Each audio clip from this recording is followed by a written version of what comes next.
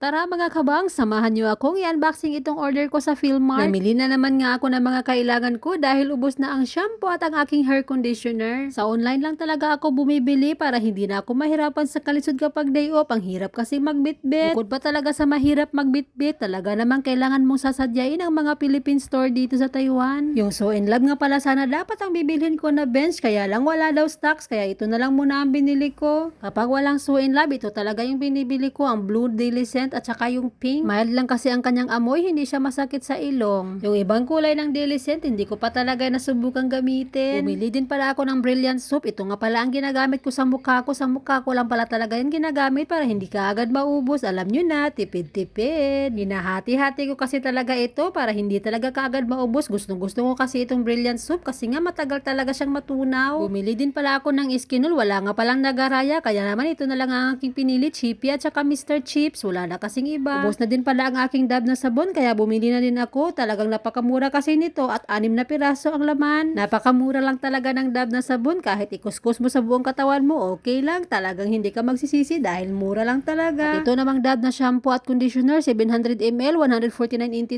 lang yan. O diba ang mura? Hindi kasi talaga uso ang sachet na shampoo dito. Mas okay din ito at matagal maubos. Ayan na pala lahat ng binili ko. Bumili din ako ng kopi ko. Salamat sa panonood. Bye!